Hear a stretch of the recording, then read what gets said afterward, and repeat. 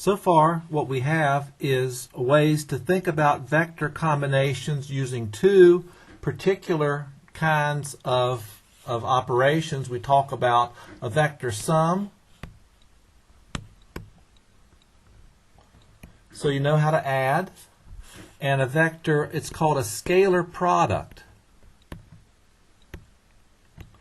So you know how to multiply, for instance, if v is a vector, you know how to calculate something like 3 times v, or minus 2 times v. And the reason it's called a scalar product is that when you do this product, the first piece is a number, and the second piece is a vector. Well, what I'd like to do is to find a way to make sense of combinations of vectors that work for a multiplication of a vector with a vector. And one approach to that is to use what's called the dot product. And here's a motivation for how the dot product works. It comes from the law of cosines. If you think about two vectors u and v as given, you can treat those two vectors as the sides of a triangle. Not necessarily a right triangle, but a triangle where the third side is the difference of those vectors. U minus v is that diagonal as it's labeled.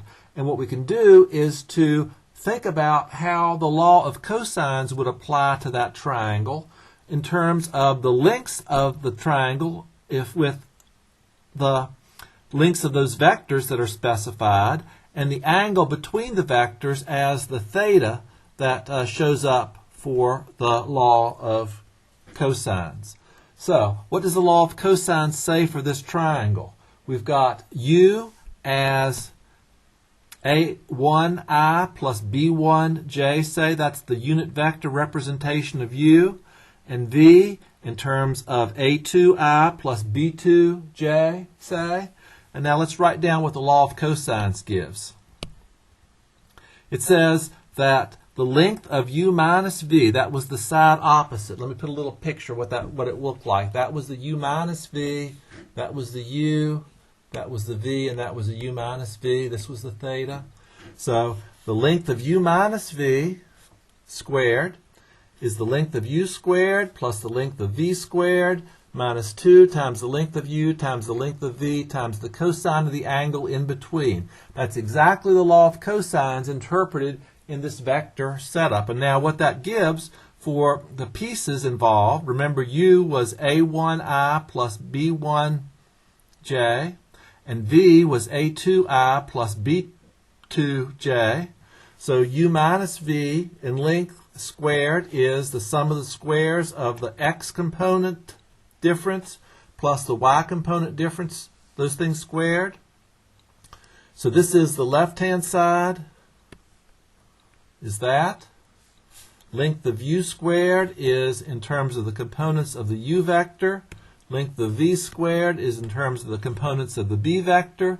And we could write down u and v in this next part explicitly, but that's going to be ugly with radicals, so let's leave it as length of u and length of v for right now. So what we end up with, so minus 2 length of u, length of v, cosine theta, and that's the same thing as, well, let's see. We've got, on the left-hand side, we've got a1 squared, and on the right-hand side of that original equation, we've got a1 squared. I'm looking at this. This is one big equation here. And there's an a1 squared and an a1 squared that cancel, an a2 squared and an a2 squared that cancel. All that's left is the middle term, minus 2a1a2. Same way, a b1 squared, when I multiply this out, and a b1 squared, b2 squared minus b2 times minus b2 is b2 squared, cancels this b2 squared. And all that's left is the middle term, minus 2b1, b2. So that's all that's left after the cancellation on the left-hand side. And on the right-hand side, it's 2 length of u, length of v, cosine theta. And that gives then a clean-looking formula. All that we have is a1, a2 plus b1, b2 on the right when we divide through by minus 2. And on the left, all we have is length of u, length of v, cosine theta. So a very nice formula of the components of the vectors u and v. That's the a1, b1 for u, a2, b2 for the v. Length of u and length of v directly, and the cosine of the angle in between. What that gives is that for vectors v and w, arbitrary vectors that we're going to combine that way, the dot product of the two vectors is a1, a2 plus b1, b2. And with that definition, we're going to, that's a big part. Back again, look at this before. In terms of what we had, it's going to be a1, the product of the first components and the product of the second components added together is the thing that we're working with to build this dot product of vectors. So let me show you how you could use that. Suppose you've got two vectors, v and w, as given this way. We'll calculate v dot w and v dot v. So v dot w is going to be the product of the first components, minus 2 and 4. Product of the second components, there must be a 1 here since it's 1 times j. So for a, it is minus 2 times 4 and 5 times 1. Combine those to get minus 3. And for b, what we're going to calculate is minus 2 times itself and 5 times itself. That's something you're used to doing when you calculate the length of a vector, and that is a number for the dot product of v with itself of 29. So that law of cosines example, that calculation based on the law of cosines, makes the dot product of vectors useful in that it gives the angle between the vectors in terms of the cosine of the angle, and the cosine of the angle is the product of the first components plus the product of the second components. That's this u dot v divided by the length of u times the length of v. So all roads lead to trigonometry this semester, and we're back to thinking about vectors and pulling out a vector quantity, namely the cosine of the angle between the vectors, as this dot product, from the dot product. So for instance, suppose you want to find the angle between two given vectors, 2i minus j and 4i plus 3j. Well, the dot product formula says the cosine of that angle is u dot v divided by the length of u, length of v, and we can plug in some information. U dot v is the product of the first components plus the product of the second components, so that's 2 times 4 minus 1 times 3, and when I combine that, I get for u dot v the value out of 5. The length of u is the square root of 2 squared plus minus 1 squared. That's the components of u, 2, and minus 1. So 2 squared plus minus 1 squared is 4 plus 1 is 5 under the radical. So the length of u is the square root of 5. Length of v is 5. Components 4 and 3. So that means that cosine theta, when I plug those numbers in, 5 on top, root 5 for length of u, 5 for length of v, and the 5 cancels. So overall, 1 over root 5. And now all you need is the calculator to give you the inverse cosine of 1 over root 5, and what comes out is 63.4 degrees. Here's a picture to show that happening. 2i minus j was one angle, and 4i plus 3j, I've drawn it to scale. And with this scale, a careful drawing of theta gives the value out for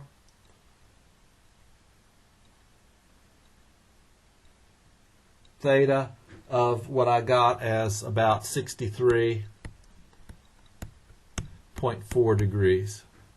And I can believe that that would be what that angle is. So let's think about this in terms of the insight about unit vectors that we were developing earlier. If you've got an arbitrary vector in a direction specified by the angle alpha, So that would be the vector starting here out of length v. A unit vector in the direction of v is the vector u, that's of length 1. And it goes through the point on the unit circle specified by this angle alpha. Remember, the cosine and sine of that angle specifies the point on the unit circle. So cosine alpha, sine alpha specifies the coordinates of this point on the unit circle. And the unit vector then has cosine alpha as the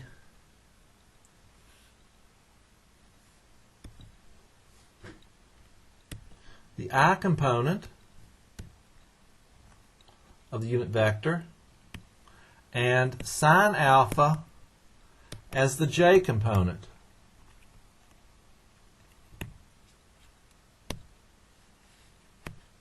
So let's use that.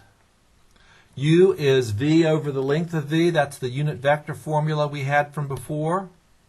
So we could write v as the length of v times that unit vector. See how we split things up. A vector consists of a magnitude and a direction. Here's the magnitude part. Here's the direction part. And we can write that direction explicitly in terms of cosine and sine of that angle alpha. Cosine alpha and sine alpha are the components of that in the I and the j direction. So that's what u is equal to. And so overall, we can write v as the length of v times this direction vector, cosine alpha times I plus sine alpha times j. Very useful for explicitly splitting up the two geometric bits of information that determine an arbitrary vector. Keep track of it in terms of its length and in terms of its direction. And separately, length is a number, direction is a vector quantity specified by the line segment of length 1 aiming at an angle alpha from the positive x-axis. So we can say two vectors are orthogonal if and only if the angle between them is 90 degrees. Now, when does that happen? The angle between the vectors is 90 degrees when the cosine of that 90-degree angle is 0. So the dot product formula that we have, uv dot w over length of v times length of w, would be 0. That fraction is 0 only when the numerator is 0, and that is what this condition says. So all you have to do to decide if two vectors are orthogonal is to calculate the dot product, and if you get 0 out, the answer is yes. Here's two vectors, for example, 4i minus j and 2i plus 8j, and you want to decide if those vectors are orthogonal. Well, the algebraic way to do it is to calculate this dot product. V dot W is product of the first components, product of the second components, 4 times 2 minus 1 times 8, and sure enough that adds up to 0, and therefore the vectors are orthogonal. That's the algebraic way to think of it. If you want to see it geometrically, you could draw 4i minus j and 2i plus 8j on a coordinate axis. So 2i plus 8j gives this line, 4i minus j gives this line, and sure enough, that angle looks right.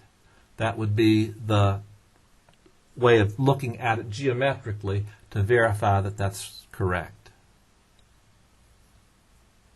Well, it's been a long journey, this chapter, through tools about about using trigonometry to apply for insights into other areas of mathematics. This is a particularly rich one to look at because vector arithmetic is valuable for understanding topics in physics and engineering, where it's very natural, for example, to have forces kept track of in terms of magnitude and direction, and combine forces in exactly the arithmetic that vector operations provide.